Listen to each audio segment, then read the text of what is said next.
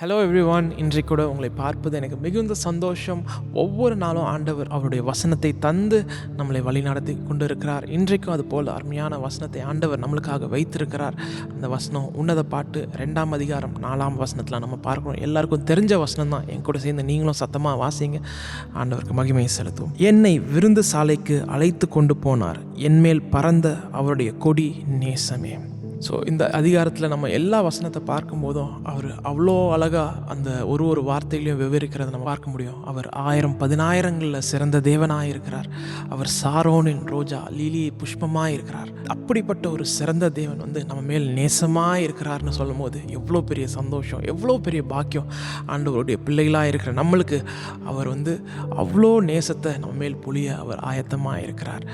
இந்த வசனத்தை வாசிக்கும் போதே ஒருவேளை நம்ம யோசிக்கலாம், நான் அந்த அளவுக்கு தகுதியானவனா அவருடைய நேசத்தை என் மேலே பொழிய காரணமாக இருக்கிறதுக்கு?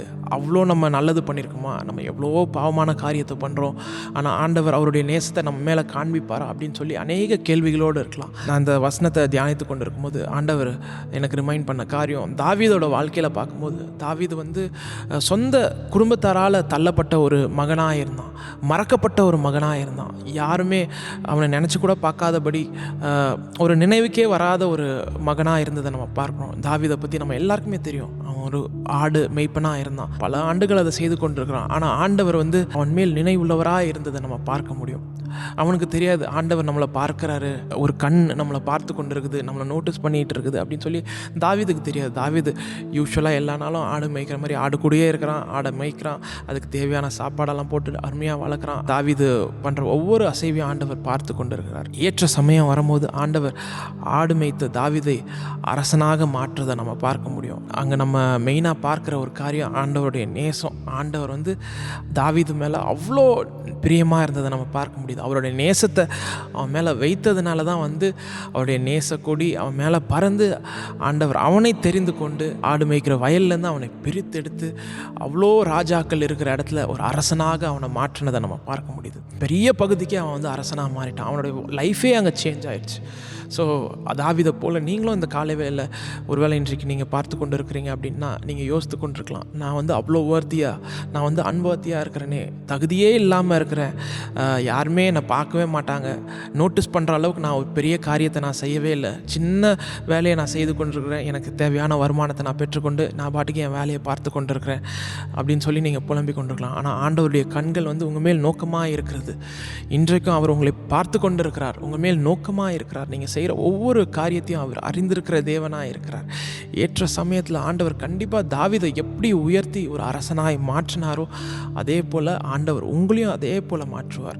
நம்ம வேதத்தில் வாசிக்கும் போது he delighted in me அப்படின்னு சொல்லி வாசிக்கிறோம். அவ்வளோ நேசம், அவ்வளோ பெரிய நேசம். இந்த உலகத்தில் உள்ளவங்க அப்படிப்பட்ட நேசத்தை நம்மளுக்கு காண்பிக்கவே முடியாது. அவங்க என்ன தான் நேசத்தை நம்மளுக்கு காண்பித்தாலும் அது மறைந்து போகிற காரியமாக இருக்குது. ஆனால் ஆண்டவர் நம்ம மேல் ஒரு நேசத்தை வைத்தார், நம்ம மேல் அன்பு வைத்துட்டார் அப்படின்னு சொல்லி பார்த்தோம் அப்படின்னா ஒரு நாளும் எந்த சூழ்நிலையோ எந்த மனிதனோ நம்மக்கிட்ட அதை பிரிக்கவே முடியாது. அவ்வளோ ஸ்ட்ராங்கான ஒரு பாண்டாக நம்மளுக்குள்ளே மாறிடும்.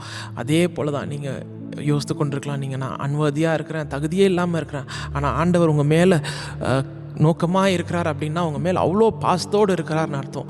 ஏற்ற சமயத்தில் கண்டிப்பாக உங்களுக்கான உயர்வை ஆண்டவர் கொண்டு வருவார். அதே போல் அவர் எனக்கு ஒரு பந்தியை ஆயத்தப்படுத்தி என் தலையை எண்ணெயால் அபிஷேகம் பண்ணுகிறாருன்னு சொல்லி நம்ம வாசிக்கிறோம். என் பாத்திரம் நிரம்பி வழிகிறது. நீங்கள் காலியான பாத்திரமாக இன்றைக்கி பார்த்து கொண்டு இருக்கலாம். நான் சொன்ன மாதிரி நீங்கள் தகுதியே இல்லாமல் இருக்கலாம், ஆனால் ஆண்டவர் காலியான உங்களுடைய பாத்திரத்தை தான் இன்றைக்கி நிரப்பும்படியாக ஆண்டவர் இந்த வசனத்தை உங்களுக்கு கூட பேசி கொண்டு இருக்கிறார். இது போலே ஆண்டவர் என் வாழ்க்கையில் நீங்கள் செய்யுங்க அப்படின்னு சொல்லி இன்றைக்கி ஒரு தீர்மானத்தை எடுப்போம். நம்ம உள்ளத்தின் விருப்பங்களை ஆண்டவர் இன்றைக்கே நிறைவேற்றுகிற தேவனாக இருப்பார். முழு விசுவாசத்தோடு ஆண்டவர்கிட்ட கேட்போம். ஆண்டவர் கண்டிப்பாக இன்றைக்கு உங்கள் வாழ்க்கையில் இந்த அற்புதத்தை செய்வார் அப்படின்னு சொல்லி நான் விசுவாசிக்கிறேன். இந்த விசுவாசத்தோடு இந்த பாடலை சேர்ந்து பாடுவோமா? ஆண்டவரே, உங்களுடைய நேசக்கூடி என் மேல் பறக்கணும். ஆண்டவரே, உங்களுடைய அன்பு எப்பொழுதும் என்னோடு கூட இருக்கணும், நானும் உம்மோடு கூட எப்பவுமே ஒரு உறவாடுகிற மகனாக இருக்கணும் அப்படின்ற ஒரு விசுவாசத்தோடு இந்த பாடலை பாடி ஆண்டவருக்கு மகிமை செலுத்துவோமா? அவர் இடது கை என் தலை கீழ் வலக்கரத்தாலே தேற்றுகிறார். அவர் இடது கை என் தலை கீழ் வலக்கரத்தாலே தேற்றுகிறார்.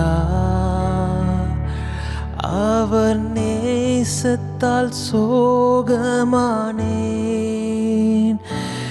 என்மேல் பரந்த கோடி நேசமே. அவர் நேசத்தால் சோகமானேன். என்மேல் பரந்த கோடி நேசமே. சேர்ந்து சொல்வோமா? இயேசுவே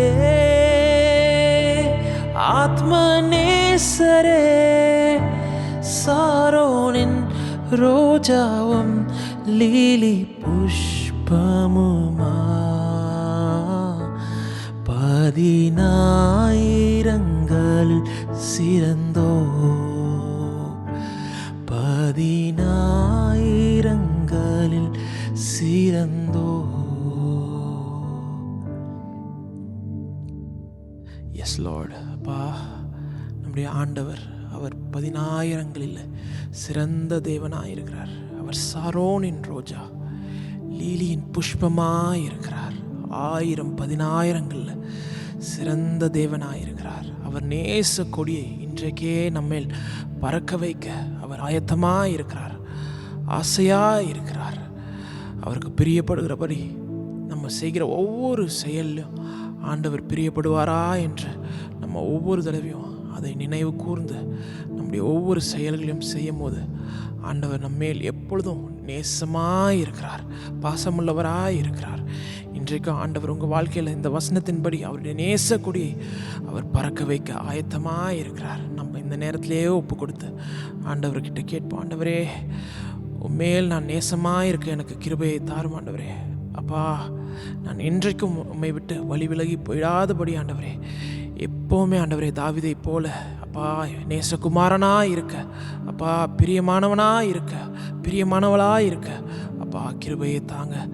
அந்த தயவுனால் என்னை பாதுகாத்து கொள்ளுங்க ஆண்டவரே. என்னை வளர்த்து உயர்த்தி அப்பா உம்முடைய நேசத்தினால் என்னை அப்பா 1000 10,000 அப்பா சிறந்தவர்களாக எங்களையும் நீங்கள் நிற்க வைக்க போகிறதற்காக நன்றி அப்பா. இப்படியே எங்கள் வாழ்க்கையில் செய்து எங்களை ஆசீர்வதிங்க, பலப்படுத்துங்க. இயேசுவின் நாமத்தில் ஜெபம் கேளும் எங்கள் நல்ல பிதாவே, ஆமென். Hello friends, Jesus calls meeting மூலயமா அங்கே நடக்கிற ஒவ்வொரு ஜபத்தின் மூலயமா நீங்கள் ஆசீர்வாதத்தை பெற்றிருப்பீங்க, அற்புதத்தை பெற்றிருப்பீங்க அப்படின்னு சொன்னீங்கன்னா இப்பொழுதே உங்கள் சாட்சியை எங்களுக்கு எழுதுங்க. கீழே தெரிகிற அந்த நம்பருக்கு இப்பொழுதே காண்டாக்ட் பண்ணுங்கள்.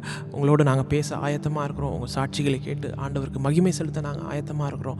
அது மாத்திரம் இல்லை, உங்களுக்கு ஜெபம் வேணும், ஆலோசனை வேணும் அப்படின்னு சொன்னீங்கன்னா உங்கள் பக்கத்தில் உள்ள ஜெபகோபுரத்துக்கு இப்பொழுதே நீங்கள் காண்டாக்ட் பண்ணுங்கள். அவங்க உங்களை கைட் பண்ணுவாங்க. நீங்கள் அங்கே போய் அவங்களோடு உட்காந்து ஜெபிக்கும் போது ஆண்டவர் கண்டிப்பாக உங்கள் ஜெபத்துக்கு அவர் பதில் தருகிற தேவனாக இருக்கிறார்.